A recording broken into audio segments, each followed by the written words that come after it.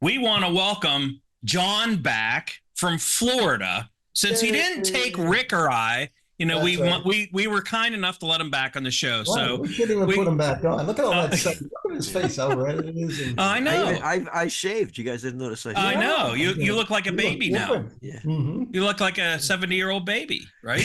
Yeah. Okay. Thank you. Since I'm 73, I'll take that. Okay. Hey, welcome to Street Scene Power Hour. My name is Greg Broten, and we have our other host, Rick Guerrera, and I already mentioned John Lesaganich. So we are here to entertain you completely today, and for our entertainment also, because we end up tearing on each other and making it as fun as possible. It's But episode 72, huh? what, 72? Yeah, I think it's 72. Oh, okay. Well, anyway, episode. Yeah. Yeah, I don't remember. It all blends together after a while. So you know what? We're gonna do some clerical work here right before we get into our guest, Mark Robidoux. Did I get it right, Mark? Let's see. Okay, yeah, because usually I screw it up, and Rick has a field day with me. But the best part about screwing up on the podcast is when Rick screws up, I can put him on TV screwing up. So, You've done good, Greg. Well, let's start off with John. John's been MIA for a couple weeks now, and he's going to tell us how nice it was down there, and let's get a brief synopsis of just what you did in Florida. All right. Well, we're all about driving on the road. This is a road show, right? See it on the road and all that ending. So we drove down. It's a 14-hour drive from my driveway to my son's home in St. Augustine. My son-in-law and daughter led us in the front, and we followed behind. One thing I want to point out, I rented a Jeep Grand Cherokee to drive down. Beautiful car, hybrid, part electric. But I'm going to be honest with you, and maybe this is why we like classic cars so much. Way too many bells and whistles inside. Yeah, you're just too old for all that stuff. Rick, I'm going to tell you, I was bumping things accidentally and dropping it in gear and putting sunroofs open, and the wife's going, "What'd you do that for?" And I'm going, "I have no idea." And it was but it was a great car. But anyway, we drove down there. The weather up here, apparently you guys had terrible weather when I was gone. Sucks. It's awful. It was a good week to go down there, I'll tell you. Oh, it was 10 days. I golfed, did 18 holes. Sent you guys some pictures. I caught my first shark. Yeah. And downtown that was blasted. Downtown fight with that thing? Oh my God. We caught 5 of them, and we caught bull sharks. Wow, really? Yeah, bull sharks and a bonnet head, which I thought was a hammerhead, but the game warden came and said no, it's a bonnet head. They were a blast, catch and release. Went downtown St. Augustine, if anybody's been there, oldest city in the nation. That was great. Smoked a cigar, couple of cigars, drank bourbon, and sent you guys a few pictures of some classic cars I seen. The one was the VW Thing. When I gotta love that. Guy was doing that. But in all honesty, great to be back. Coming back, we hit the end of spring break traffic and people going up for the eclipse. That was terrible, but made it back. But truly, and not just blowing smoke. Missed the show, loved the show. Thought if I get down there early enough, maybe I can do it from St. Augustine. But that would have been cool. Yeah, we didn't make it down there. Yeah. But other than that, still got the bug in the back garage, a little bit too wet to take it out on the side yard. I got to pull it out that way. And just ready for spring. Dave and Ed's coming up pretty soon. Yeah. Going to see what's out there. Yeah, I think we're all going to be looking for parts out there this year. So, But and with that said, before we get to Rick, in reference to our guests, when you introduced him, Greg, did a little research, and during our conversation, I mentioned when I knew we were going to have a representative from Eastwood, first thing that pops in my mind when I hear Eastwood is paint and powder coating and so on. Recently, I went onto their site to look for some actual paint and was shocked to see the expansion that Eastwood, what they had to offer, and that's what we're going to cover. So I'm looking forward to that. Mm-hmm. Yeah, I want to tell Rick to turn his microphone around because the logo is supposed to be the other way, so we can hear you. Thank you. Is that better? Thank God. Yeah. Okay. Woo! Oh, yeah, I can hear you real good now. Anyway. Aren't you lucky? Yeah, maybe you should turn it back around. But I had to say, John, with you running down the road in that was a Grand Cherokee. I was envisioning the doors opening by themselves and the hood because John's sitting there doing one of these. I was just bumping stuff, and it's a hybrid. So when you back up, it's all an electric motor. How was the gas mileage, John? Gas mileage was excellent. I could 400 plus miles on a tank. I mean, so you're talking about 50 miles a gallon or something? It was crazy. But when I drove around St. Augustine, if I didn't go past 30, it stayed in the electric motor. Oh, so wow. It was pretty cool. But again, I mean, it'd be a great car if you gave me a month to learn it. Because I get it. So many things. On a personal note, I can see the hybrids. My buddy has a Honda. He loves it. He never had a hybrid before. He loves it. The electrical thing, electric cars, don't get me started on that. It's because they're outselling the EVs right now. You know that. But the hybrids? Yeah. They should be. Yeah. They're more practical. Let's face it. We won't get onto that topic. Let's before we start ranting and raving. We got Mark hanging in there. Let's go to Rick. Rick. Okay. What Greg and I did was really neat. We Friday we went to the IX Center in Cleveland for the Piston Powered Show, and that was our first episode of the season for Street Scene, and we had a heck of a good time there. And Greg was having a little trouble with his hip again. But what was really neat, I'll tell you, the highlight for me was just seeing how the Mahoning Valley was represented there. We had a bunch of guys, probably 10, 12 guys there, and their cars were beautiful. And most of them won trophies, if not all of them won trophies. All of them. Did you see that? All of them won something, which is, thank you. That was awesome. So,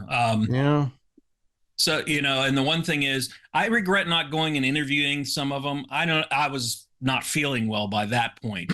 But congratulations to those guys. They represent our valley very well. And I want us to throw a special thank you to Tim Sandys. We interviewed Tim Sandys last year at a Black Riviera, and he went out of his way. Well, Tim was from Toledo. Yeah. He went out of his way to go get us, what is it called, Rick? Tony Paco's Here we go. Tony Paco's pickles and peppers. Don't even start. Peppers. He went out of his way, and then Rick and I forgot him, and I felt so bad. So had my son was going up. He left some shirts for me. Couldn't find Tim. Tim called me yesterday, and we talked. He's going to ship them out to us. But thank you, Tim, for going out of your way just for us. We're not used to that, And he had this beautiful 1970 Plymouth Fury. Hurst Fury. Okay. Nothing Hurst about it except the color. And he even said that. He said there's no Hurst shifter in it or anything. They were supposed to do something that year, and they, for some reason or other, it didn't work out. Yep. But he got these rims on there. I can't remember what they were called. Shoop rims or something. I'd have to look. I can't remember. I never heard of them before. They were like, he had rims and tires. He had like almost $8,000 in these rims and tires. I go, whoa! I don't know where they get their money from. You heard of them, Mark? Mark, you heard of them? No. They're but I can swoopers. I can't remember what they were, but they're beautiful. But man, yeah. Well, they fit the car perfectly. And again, in a couple weeks, I'm going to get this show edited. Rick's got the easy job. We go up and have fun. And then I have to look at this damn show for the next 20 hours editing it. And I'm sick of looking at it. But in a couple weeks, look for the Piston Power 2024 show on our Armstrong Neighborhood channel on YouTube. I'll put an announcement on our Facebook page when it's done. So look forward for that. And there was a couple cars that were really beautiful. There was one especially that I'm not going to tell you what Rick's pick is, but it's just like tripped my trigger. Let's put it this way. We were on our way out. I'm sitting there. I'm done. I'm fried. I can't walk anymore. And I look over. Rick's gone. Like, where's Rick at? He goes, come here, go look at this. And I saw, and the car just stood out from 50 other cars. I'm like, that's what he's looking for. I know. Don't tell him what it is, because that's going to be Rick's pick. I'm not going to tell him what it is. But I knew it stood out. I'm like, that's definitely. I caught it at the side of my eye, and I go, my hair's, and I gotta. It was incredible. Rick, I wasn't there, but I'm going to take a guess because I got to know you fairly well now, and Greg will probably agree with me. It was probably a VW. I was going to say, I don't know if we saw any VWs there. There was one. You know, Was there? that was well, there's usually 4 or 5. There was one, and it was a 72. It was blue. It was nice, but it wasn't. There was just nothing. There wasn't buses there. I was shocked. I thought, and I don't know, maybe this direction is going the other way. I don't know what's happening there, but there were some just gorgeous cars, and what's his name? He won the Riddler Award. Bruce Harvey. Bruce Harvey. He was there with this Bruce dude. is going to be on our show, hopefully. He said he committed to it this time, and he had his car there. He was Bruce. I don't know if you ever heard of Bruce, Mark. He was a 2-time Riddler Award winner, and he made it to the grade 8 this year up in Detroit Autorama, and he was there. And this is like the 3rd time we interviewed him, but we want to get him on our podcast, and hopefully that happens. And he's a heck of a customizer. This wasn't one of his better cars. What did he have? What was that? 62, 63 Impala? It was a 63 Impala. Yeah, but it still made the grade 8. Okay. Yeah. But that 31 Chevy he had a couple of years ago. That was you couldn't top that. There's no way to top that car. Wow. I mean, if you see it up close, we had it on the last year's. I'm actually going to air the Piston Power show from last year on Street Scene, and look it up on YouTube. But that car's on there. I don't know how anybody could top it. He said he's going to compete with what's his name, Kindig, over in this competition they have out in California. He said with that 31. He said we're going back to back with that on that 31. So, I don't know. And Kindig's Corvette. Mark, did you see that one that Kindig had this year? That was it the what year is that? 54, I think it was, right? Corvette, or supposedly it was heavily modified. Boy, what a beauty that is. Yeah. Well, you know what? We that's our updates for the year. But we welcome guest Mark Robidoux. He is from Eastwood Products, and let me just put a plug in for Eastwood. If you haven't looked at their site, and Mark and John can attest to this since he just looked up the site. It's changed. It's added so much stuff, and let me tell you, you sent us last year the sander. Sanding block, yeah. Well, I bought another car to restore, and I'm currently doing body work on it. Man, I'm telling you, you got to get that if you're doing body work. Good to hear. It works awesome. It's great. Love it. Thank you very much, Mark Robidoux. Let's get a little preview of what's Eastwood's got to offer. Mark, the floor is yours. Yeah, thanks guys for having me. I wanted to just it sounds like, are you guys coming out to Carlisle? No, I always see you at Hershey every year. Okay, I didn't know, because that's next week. I didn't know if you're coming out, but no. Yeah, so what you were talking about our site, we've always have our strategic initiative is to own the DIY auto restoration market. That's what we want to be. That's where we came from. 1978 started to what we are here. Quality products. Everything's designed for the guys working at home. Yeah, we sell to professionals. That's a part of our business, but mainly it's DIYers. And this year, we've come out with a couple new, I have notes here, excuse me for looking down, a couple new lines into our paint side of it. John, that's what you were saying Eastwood was known for. And we are. We came out we started with, the owner started with some buffing kits, a couple buffing kits back in 78. Then we went on, developed a product called Coreless, which was one of the first rust encapsulating products that you could spray on. You could take a frame, wire brush it, clean it the best you could, and spray that on. I wanted to show you something to now, 46 years later. Still this there. Product here is our Rust Encapsulator Plus. This is I bought 2 cans of that when I was in Hershey off you guys. The Eastwood tent, yeah. I talked to the president. He said I can send you guys a case of each of this. So I'll send again. Give me that. Send them off. You can give them to your listeners. You guys can use them. We'll give them away. It works great. What do you got? You got the matte, and then you got the shiny too, right? The gloss. Yeah. Mm-hmm. So this is what it started with. This is the bulk product. This is a moisture cure urethane. The benefit that we have in our products here is we have the secret ingredient, I'll tell you guys, micaceous iron oxide. That's what you want in a product. If that isn't listed on the label for any of your other rust encapsulating products, it's not going to hold out. Say that one more time for our audience. What's the name of it? I was giving away the secret soup. Too late. You missed it. You missed it. Okay, forget it then. They'll have to rewind it. So micaceous iron oxide. Okay. So what this does here, this product here, you'll do the same thing. You'll put this on, it could be a nasty control arm. It could be a frame, whatever it is. You wire brush. If you can't blast, there's two reasons why people don't blast. Cost, time to do it. That's what it comes down to. If you don't have the money to buy the equipment and you don't have the money to send it out, you're in where are you at? Yeah. So you're still in the hobby. And that's a big chunk of this hobby that's in there. And that's what this product is for there. What do you do with that one? You brush it on? This is a brush roller spray. Okay. Either way, so it's great for if you're in, let's say you're up in the northern climates and you're in a garage like this. You can take your piece outside, brush as good as you can, blow it off some air, bring it back in, and you can spend the time, let it get acclimated to the temperature and brush your roller. But and what customers wanted was in an aerosol. And this year we were able to aerosolize it. Nice. Yeah, I got that. Hey, how come, tell me, doesn't that trap in the moisture or anything? Remember when I used to do undercoating and stuff? No. I was wondering about that when I was spraying it on. This will not. Any of our rust encapsulator products like this, we have three of them now, 3 different levels.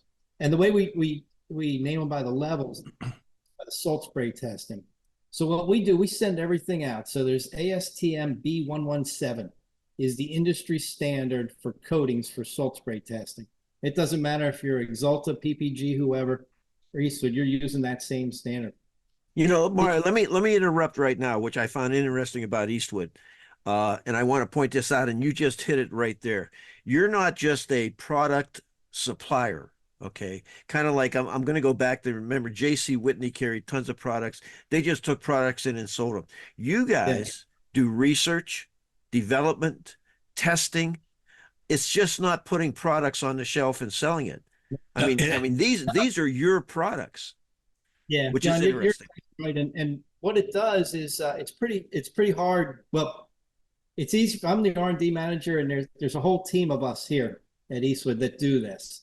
And we're all car enthusiasts, and we enjoy the hell out of it. When it comes time to test products and stuff, it's always done on our own projects and stuff. In the candy store. And they're like, well, it's taking a little bit of while to get a product to market because we don't just throw our name on it. Right. Like Jason and others like that. We all back. All of our chemicals, we go through the same ASTM testing for adhesion, corrosion, salt spray, recoatability, which is the big thing, especially in the DIY community. Your guys and everyone watching this is, we say shake this can for 2 minutes. You're not going to do that. And then we say, that's me. Flash off for 20 minutes before recoat, etc. Well, there's other stuff's happening in your life. You're doing this as a hobby. So we that's how we do our testing and stuff. We test everything as real world. So you go through all the lab, then you come back and you do the real world. And then we just reformulate and keep going back into this loop. That was only about $20 a can, $25 a can, something like that, if I remember right. It's probably at $24.99. I mean, we brought specials. Because I bought a couple cans of it. Yeah. I can let you guys in on the secret. This is the best. Wait till last week of each month, and we do promos on products. And we do promos on. So I'll tell you what. I signed up for the site. I get the notices through email. The promos, the discount coupons, quite a bit of them. Yeah. I mean, and I use them. I'm a coupon guy. And Greg, when you get older, as you get into your 70s, you'll become a coupon guy. Yeah, I doubt that. I let my wife handle all that stuff. Right. Mark, you have any trouble sending that through the mail? Like your paint products or anything? Aerosol cans, No, we ship everything UPS. Okay. So we don't have any. We don't have any. I mean, there's some products. There's some products that the state of California won't allow in coatings wise, and we have those, as flagged where if a customer would order that product, it comes up into their when they're in the order process that can't be shipped. Mm-hmm. Let me add to that. Go ahead. I'm Go sorry, ahead. Mark. Let me add to that real quick. I'm gonna do it myself, restorer, whatever you want to say, and I hate nothing more than sandblasting crap. I hate it. You know why? And there's another reason. It's messy. It's horrible. You got sand, you have to wear all that mask. And, I end up wire brushing it and throwing some paint on. That stuff, if you throw a wire brush and just get the chunks of metal off and the rust, that stuff works great. That's exactly what you need it for. Yeah. I used it on my inside wheel wells on a 65 Volkswagen. I put new panels, shock tower panels. And I did the grinding, and I didn't want to put the undercoating for the reason, Rick, that you brought up. Yeah, and especially traps. when people see undercoating, they think you're hiding something. Sure. Mhm. Sure. Yeah. Mhm. So I used that product, and again, I was looking at the site, and I think if I'm not mistaken, Eastwood, you guys have over 4,000 products. Does that sound correct? Many, many more than that. Yeah, Okay. I was going to say, I thought he said like 10,000 last time or something. 10,000, It was yeah. quite a few. Yeah. Okay. Well, I was a little short. I was a little short. That's one of the things I wanted to say about Eastwood. We've been expanding over the last 5 years. We've had an initiative to really expand and serve the hobby and the customers. And we've brought on a lot of this. These are what we call our Eastwood developed or exclusive products. We have these, and then we have our private label brand, which is a big part of the business. And we have what's really growing is what we call OTS, or off the shelf, where now we're taking brands. It could be Phytech fuel injection kits. It could be Holly, Hooker, whatever, and bringing them onto the site. And that's really added thousands and thousands of SKUs to it. But what it does is it offers that customer not so much like the marketing and management think of it like a one-stop shop where you want that customer on the site to buy everything. I think of it more as just that like that browse opportunity. So even if you're on someone's site and you're looking at something like maybe a Phytech fuel injection system, you're looking at that, and then you're like, hey, I want a new air cleaner for what I have out in the garage. I don't need this $2,000 thing here. But then you just type in air cleaner on that search on our site, and their stuff pops up. You don't have to keep leaving sites that. So that's something that we. Is that like that's on your site? That's not a hyperlink to another site. That's on yours. Okay. Yeah. So that's something that we've really, really grown, just in the last 5 years, really taking that challenge on. And you guys, when we talk about custom and the DIY guy, you're giving products for cars, trucks, motorcycles. Is that about it? Off-road. Okay, off-road vehicles, yeah. Power sports. Yeah, we have customers we have everyone, like you guys mentioned, Riddler Award winners have had our products on their cars to 15-year-old kids out in LA doing custom stuff to bicycles. Mm-hmm. The future. Cool. Yeah. That's what we need. Yeah. It's everything from there. Hey, Mark keeps pointing to that car behind him. That's what's an 80 Trans Am, right, Mark? Yeah, let me tell you. That's his garage too. That's not Eastwood's garage. That's his garage. This is a point of Eastwood products. They're not just people that don't know a damn thing about restoration and cars. These people that are involved and work at Eastwood Products are car guys, motorcycle guys. They know what they're talking about. They know what to look for in the research, and they know how to test the products to make sure they're good. So that's where you get the advantage of ordering from Eastwood Products. You get somebody that's researching. If you get a product from J you know what, JC something, I'm not going to say it. It's something that's been off a shelf, designed by somebody that doesn't know their butt from a hole in the ground, and then a sales rep that's probably selling insurance last week. That's not what you need. You need somebody like a team at Eastwood to test these products to make sure they're good. If they're not up to their standards, they send them back. Correct, Mark? Yeah. For more testing. We have a lot more products that don't make the cut than what do. I think the most interesting thing you brought up, Mark, is when you said on the can it says shake for 2 minutes. And you being a car guy, and you said, we're not going to shake this for 2 minutes. I don't. Like, After about a minute, you're like, ah. Back when we were young, we could shake anything in our hand for 2 minutes. Yeah, No, don't start thinking of what I was going to say. The average shake now is 30 seconds. But listen, You're lucky, man. But I want to point out something. It's so important to have a company, and I want to emphasize this, that does the research and uses the products. How many times have us guys went, and especially if you're working on an older car and you need a part and you go up to, and I won't mention those stores, but a local parts store, and you tell the guy, I need a part for, a 1954 Ford Custom Line. And they start asking you questions, does that have power windows? What? No. And because they have to put something in the computer, and they can't do it out of their head. Eastwood, this stuff is out of their head. I mean, they know these products line. Here's the perfect. I'm sorry, Mark. I got to step on your toes a little bit here. I just remembered this. I walked into our local auto parts store. I'm not saying which one here. Had to get some parts. It was on a Sunday. Not much business.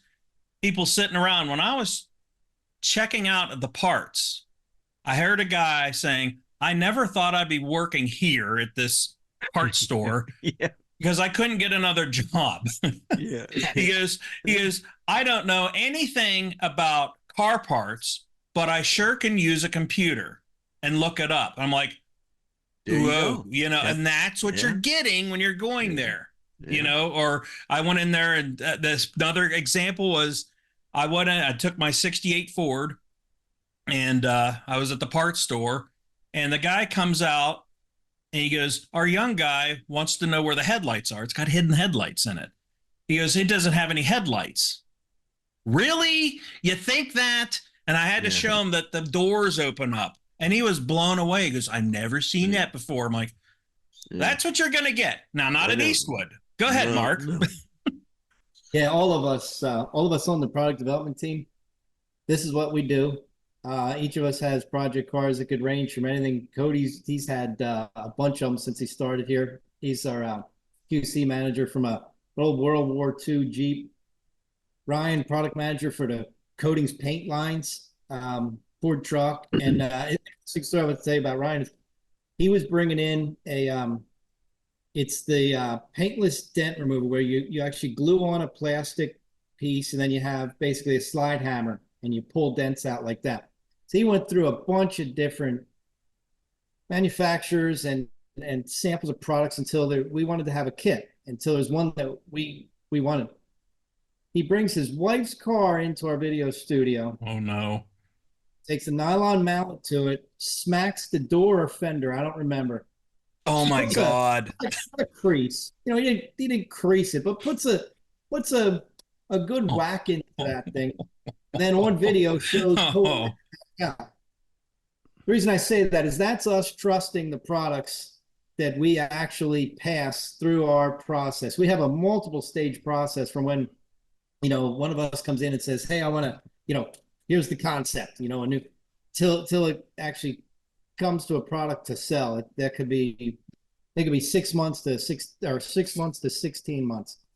But when it comes to that end there, that's the fate that product manager Ryan had in that product they brought in. He'd take his wife's car and smack it.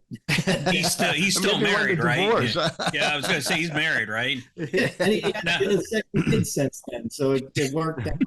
Did his wife know about it? The sad part is the first time his wife's going to hear about this is on this podcast.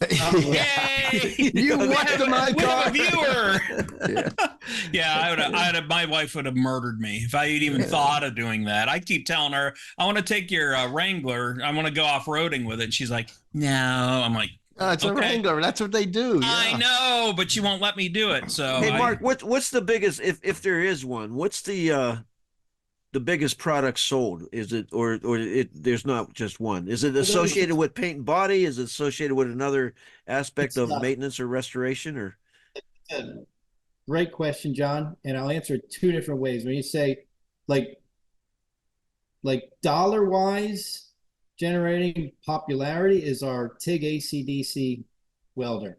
We brought that out in Oh, 2011, wow. and that's the flagship. If you were to look at a P&L, that's that. But from volume, our paints. We have Yeah. internal frame coating. It's a product I brought out. It was pretty interesting.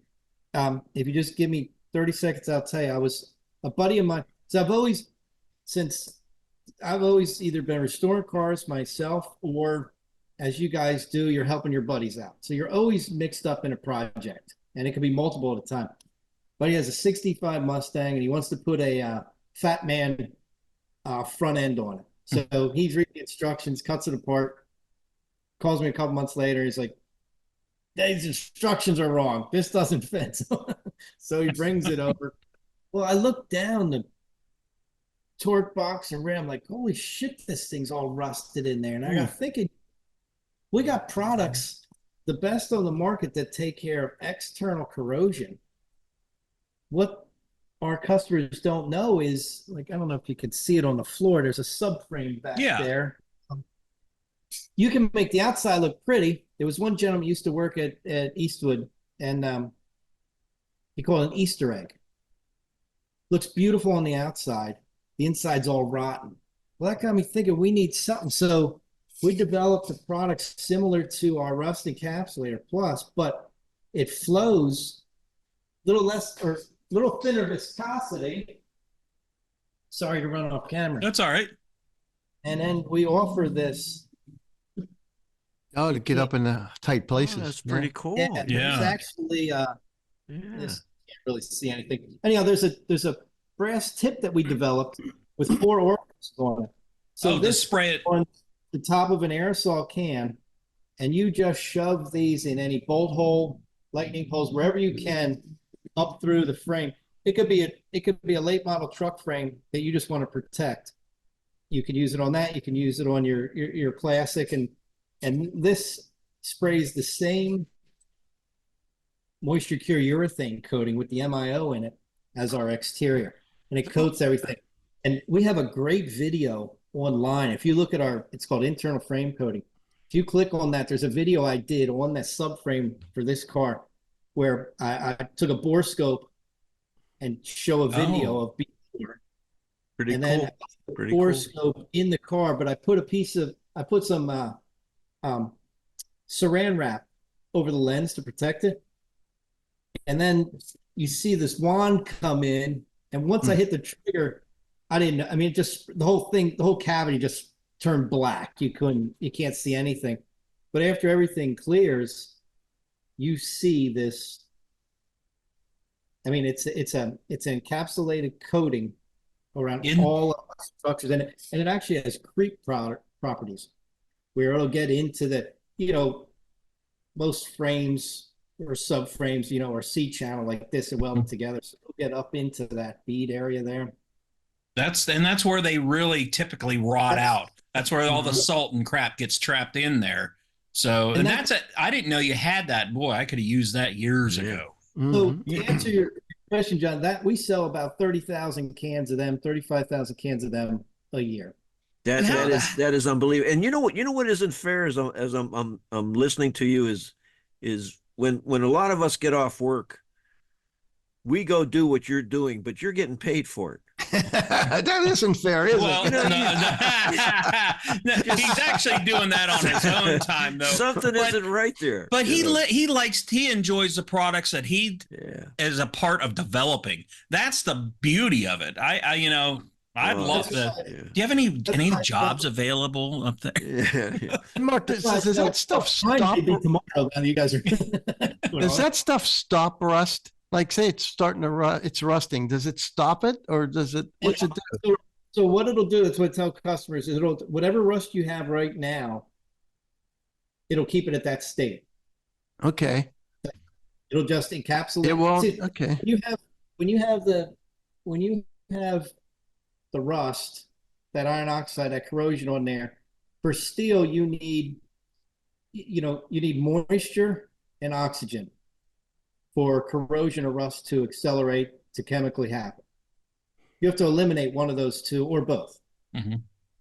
What these products do, the way the moisture urethanes, the way the chemical actually bonds and encapsulates, is it creates an, if you want to call it, an airtight surface over your frame here.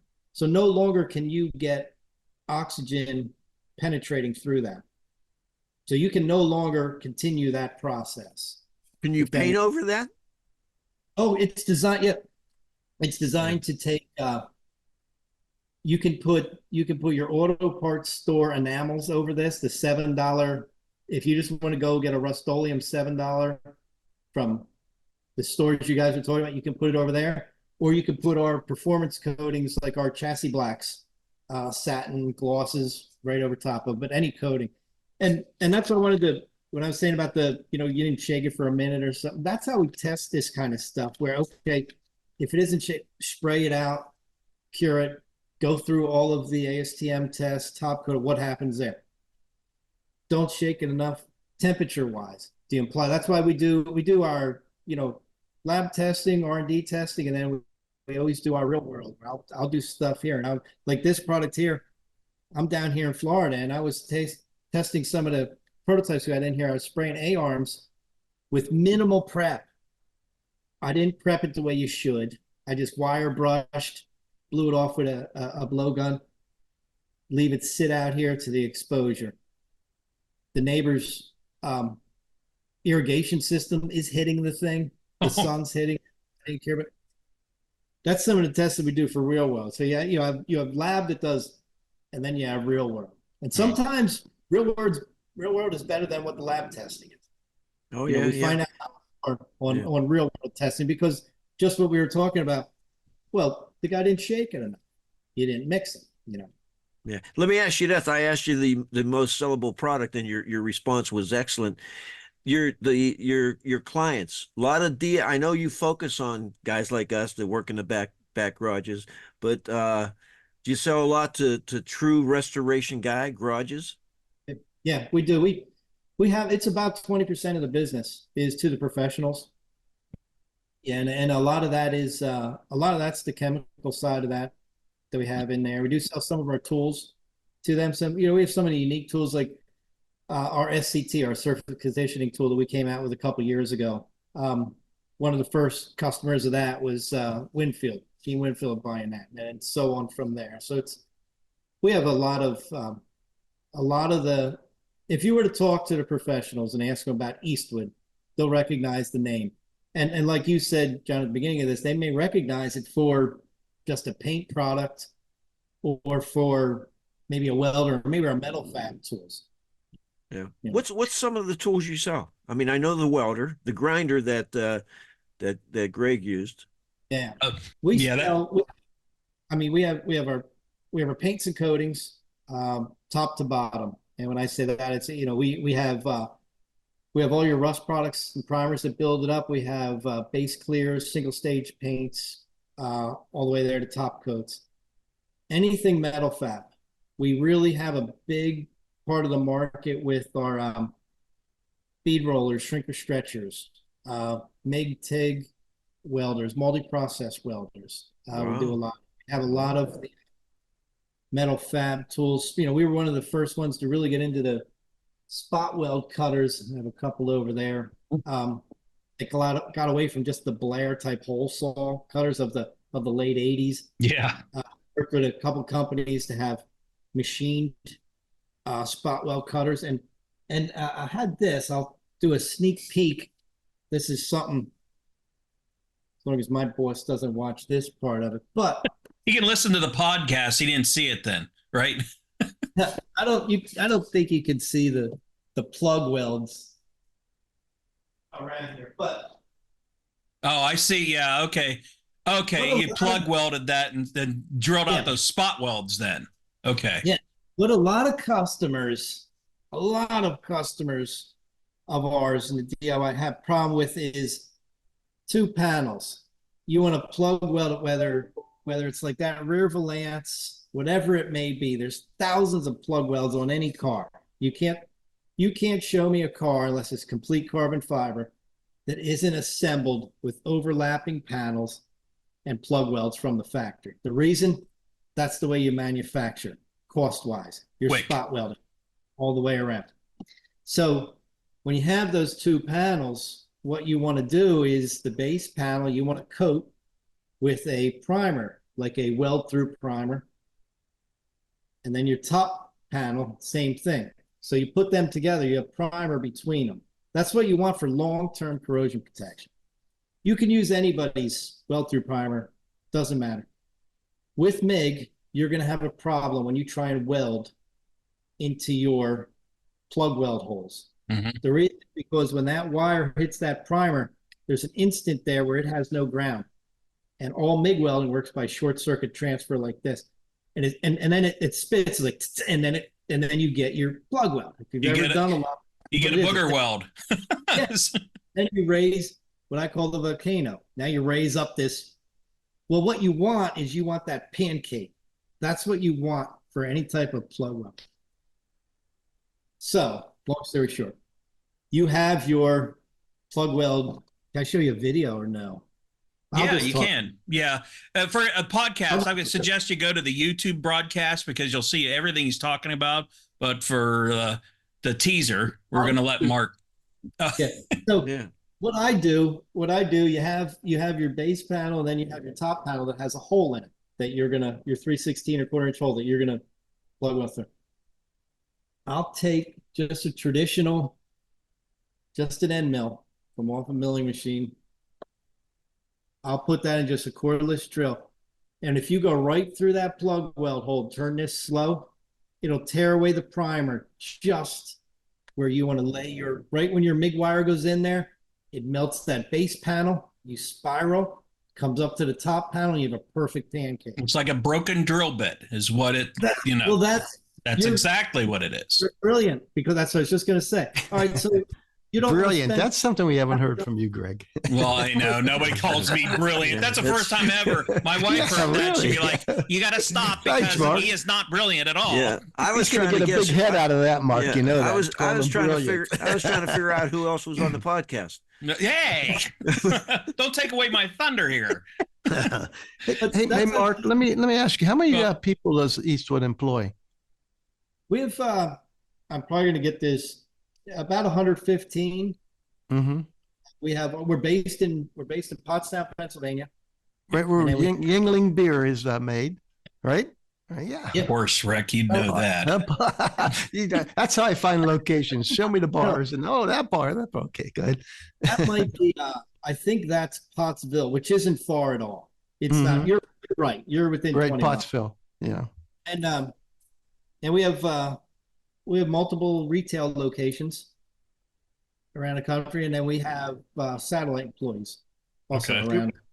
What functions do you hit? Like, I know I see you guys at Hershey, the fall meet every year. Where else do you guys go? Well, Carlisle, like next week is Spring Carlisle. That's a big show. And then Carlisle's always big, yeah. Yeah. We have a team headed up by Jen that they'll do pop-up stores. So they'll pick certain areas and they'll market to that area a couple weeks in advance through direct mail and email. And we have, demographics that show who we want to mail that has the same, DIY mentality and interest. And we'll hit them in that area, and then we'll be there, a couple weeks later with this pop-up store. And it gets people involved in the Eastwood product. New people that don't know of Eastwood are interested in what's this about. That's how we gain new customers. And then existing customers get to see firsthand product that might be new onto the market that they may have missed an email.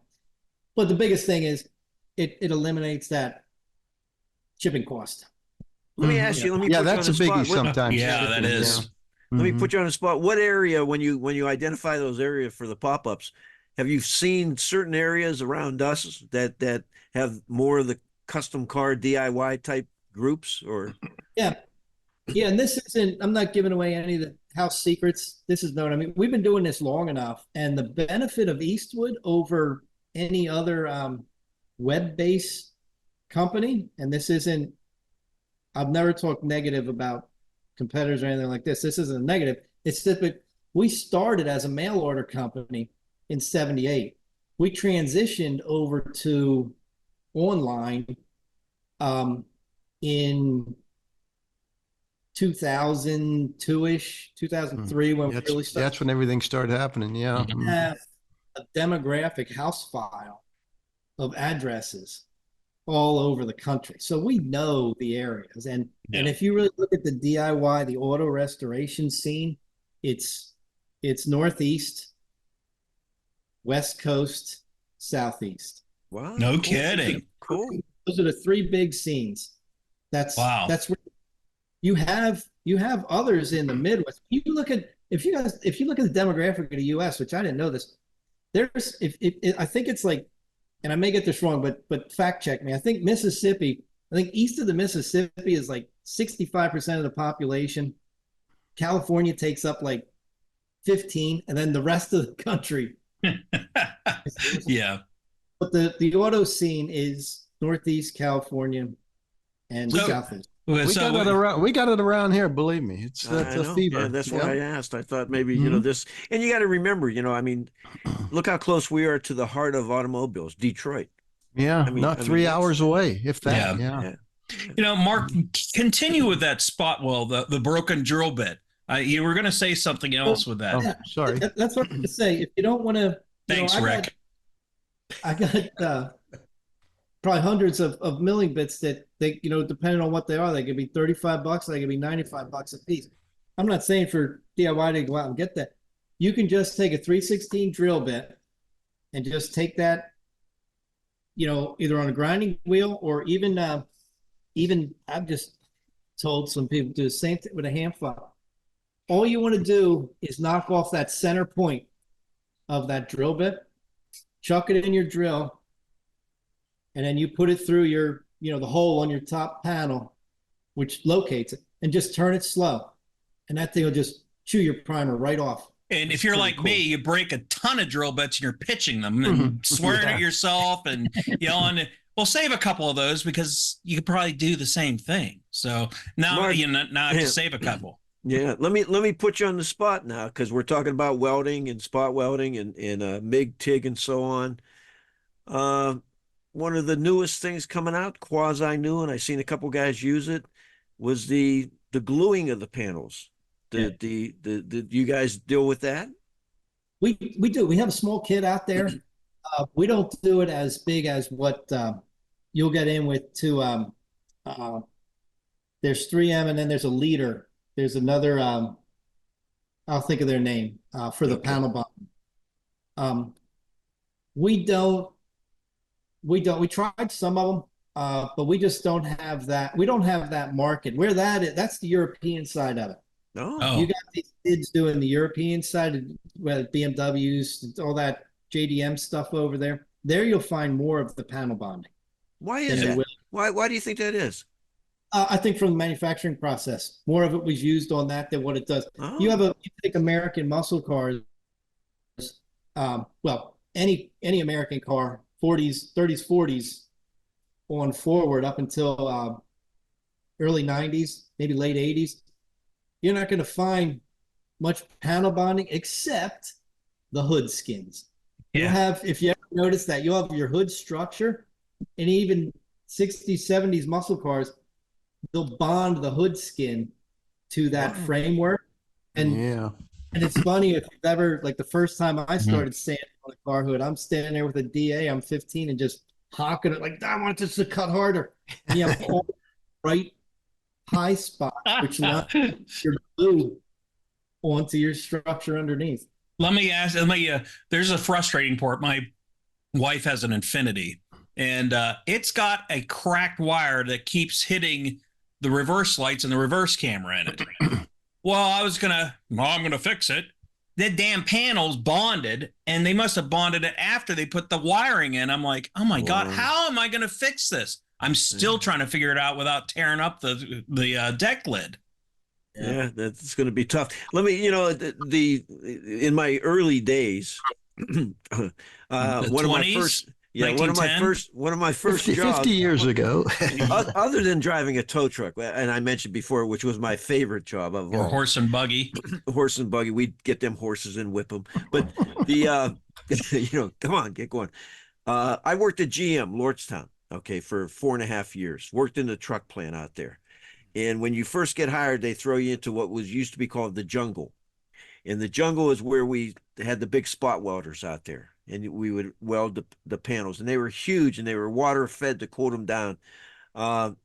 Spot welding and you described it, Mark, I mean, really nice, is so interesting because it's strictly just, I mean, if I'm correct, you're just melting those two metals together and then letting them form. But there's a technique to it. You have to, I mean, I burned a lot of holes in MIG and TIGging, a lot. Now, your units, are they designed for the guy at home that only does it on the weekend? Are they easy to use? That's a great question. To go back to, the spot welding is true resistance welding, where you had the two of the copper tongs, and they could be big. They were designed to fit through a door channel to this, and do whatever they need to do. Exactly. And that's a true resistance welding there, where you have a time and temp is what the engineers spec on that. And that's what we all drill apart when we're restoring these cars, is that spot weld. But when you look at that spot weld before you drill it apart, it's a nice flat pancake, yes. And that's what you want to end up with. So to answer your question, our MIG welders, no, they're not magic. They won't, on their own, they won't do that. But we do have, when we designed them, we have a lot of adjustability into these things. We have these units used by professionals. We've sent them out, like when we're developing tools like this, welders and stuff. We just did this with a powder coating gun. We developed a new 100 kV powder coating gun. So we sent it out to, I think, 5 or 6 professionals to test, to give feedback, to beat on, etc. Same thing was done with all of our welder units. So you have guys that may have been body men for 30 years that will only work on a blue welder. I don't care about the red Lincolns. Blue is where it's at. We give them ours, and they're like, can I keep this in my home shop? And that's a professional welder saying that, using this. So we do have a lot of adjustability in it. But to answer your question, and this is what I tell customers when if you're spot welding, whether you're plug welding or just tacking, you have just tacking along a quarter panel seam, you have to have clean bare metal there. A lot of people believe in this weld through primer, and that's why I want to try and pitch this. Put your weld through primer on, 100%, put it on. But that little hole that you're going to plug weld through, it's got to be bare metal, because MIG welding is a short circuit welding process. When that wire comes out, it wants to hit something grounded right away. If it doesn't, it's going to bounce. I don't know how to describe when you pull the trigger, that drive roller is going to start feeding wire. Right. Whatever setting you have. Right. So if you don't hit something grounded where it can arc and do what it's supposed to do, it's going to keep feeding out there until it scrapes through and hits ground. And then everything, that whole bunch of wire now, that's where you have this volcano coming out. Yep. So can you explain MIG versus TIG?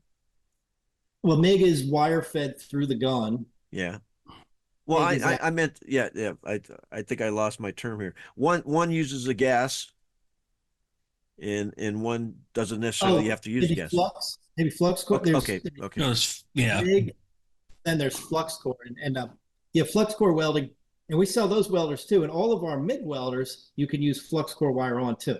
Okay. So flux core, the benefit of that is you can weld a little bit heavier material, but you can also weld outside of a shielding gas. So for example, if you had to weld outside where you're in a windy environment, like for example, you maybe have you got a trailer outside or something big like that, and you're welding some 1/4-inch plate. You can go ahead and put flux core wire in there, and the wire actually has the flux inside of it, the way it's manufactured, and then that gives you your weld bead there. You guys sell anything to do with the wraps versus paint? No, it's funny you say, because so here I am. I'm at Eastwood, and I bought I bought a 76 vet, my first vet, up at Carlisle. $500. I drive this thing home. I fought it the whole way. My wife's following me. It's about an hour and a half down the driveway. And it wasn't bad. I had to do some firework, but I didn't want to paint it. I didn't want to, and that's where this was back in I don't know, 90s. And I called it thin film painting. I had found that signs for businesses used to be wrapped with vinyl before they went to neon, or before they went to injection molded and cast, where you have them like right now you have molds that just stamp out that big M for McDonald's and they put them up there. They used to be able to wrap these things. So I started researching the companies that sold this stuff, and it was this like vinyl material. So I did one of the vet doors with this, not knowing what the hell. Cool. Yeah, that's cool. But then when it came to do around the rear glass where the sail panel went in, it wouldn't conform to that. So I didn't care about it. This, like I said, this is like mid-90s now. Yeah. Fast forward to like 2001 at SEMA, 2002 maybe, and you have the big boys. You got 3M and everyone out there. You could have been a millionaire if you'd have patented that idea. I didn't. Yeah. Hey, we got about 4 minutes here. Mark, any other products you want to highlight, and then give us where we can find this? Okay. Yeah.